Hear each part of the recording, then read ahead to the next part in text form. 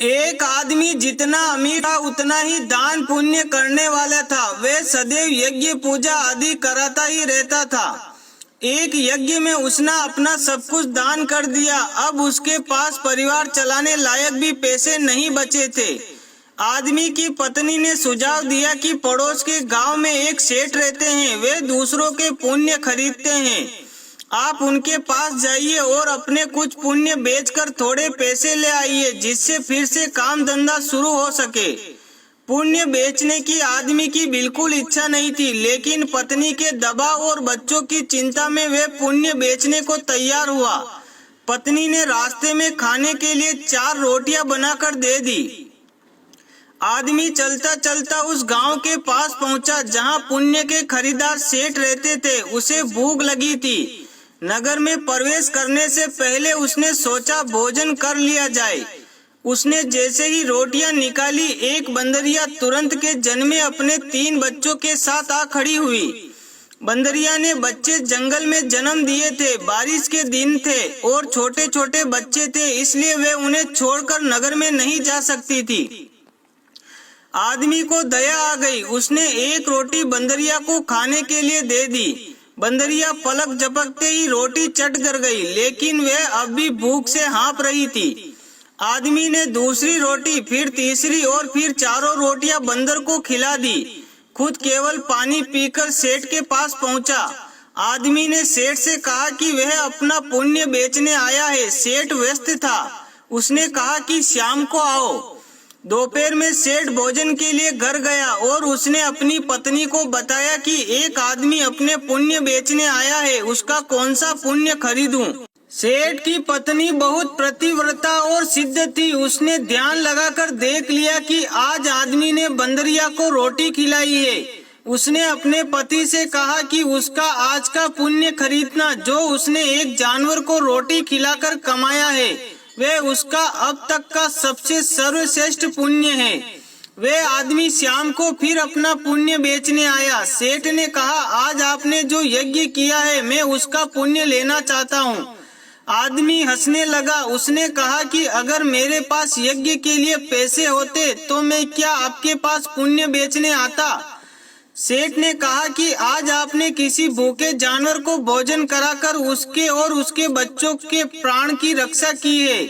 मुझे वही पुण्य चाहिए। आदमी वह पुण्य बेचने को तैयार हुआ। सेठ ने कहा कि उस पुण्य के बदले वह आदमी को 4 रोटियों के वजन के बराबर हीरे मोती देगा। 4 रोटियां बनाई गई। उसे तराजू के एक पलड़े में रखा गया। दूसरे पलड़े में सेठ ने एक पोटली भरकर हीरे जवाहरात रखे। पलड़ा हिला तक नहीं। दूसरी पोटली मंगवाई गई, फिर भी पलड़ा नहीं हिला। कई पोटलियों के रखने पर भी जब पलड़ा नहीं हिला तो आदमी ने कहा, सेठ जी, मैंने विचार बदल लिया है। मैं अब पुण्य नहीं बेचना चाहता। आदमी खाली हाथ अपने घर की ओर चल पड़ा। उसे डर हुआ कि कहीं घर में घुसते ही पत्नी के साथ कलह न शुरू हो जाए। जहां उसने बंदरियों को रोटी डाली थी, वहां से कुछ कंकड़ पत्थर उठाए और साथ में रखकर गांठ में बांध दी। घर पहुंचकर पत्नी ने पूछा कि पुण्य बेचकर कितने पैसे मिले। उसने थैली दिखाई और कहा, इसे भोजन के बाद रात को ही खोलेंगे। इसके बाद गांव में कुछ उधार मांगने चला गया।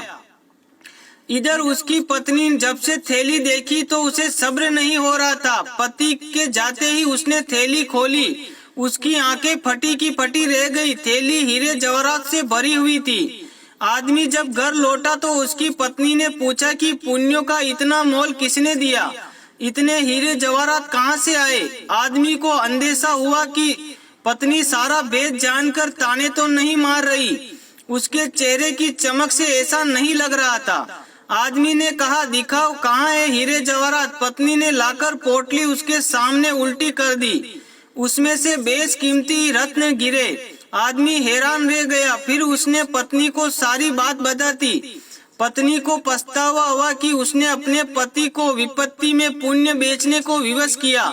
दोनों ने तय किया कि वे इसमें से कुछ अंश निकालकर व्यापार शुरू करेंगे।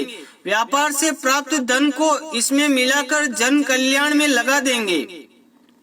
ईश्वर आपकी परीक्षा लेते हैं। परीक्षा में वे सबसे ज्यादा आपके उसी गुण को परखता है जिस पर आपको गर्व हो। अगर आप परीक्षा में खरे उतर जाते हैं तो ईश्वर वे गुण आपसे हमेशा के लिए वरदान स्वरूप दे देते हैं। अगर परीक्षा में उत्तीर्ण न हुए तो ईश्वर उस गुण के लिए योग्य किसी अन्य व्यक्ति की तलाश में लग जाते हैं।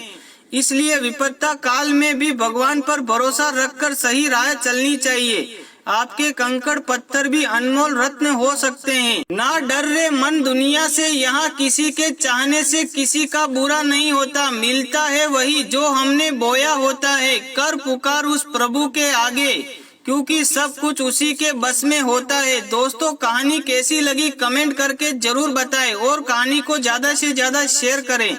फिर मिलेंगे एक छोटी सी प्रेरणादायक कहानी के साथ। तब तक के लिए जय हिंद, जय भारत, जय श्री राम, हर हर महादेव। दोस्तों, वीडियो अच्छा लगा हो तो कमेंट करके जरूर बताएं और वीडियो को ज्यादा से ज्यादा शेयर करें। जय हिंद, जय भारत।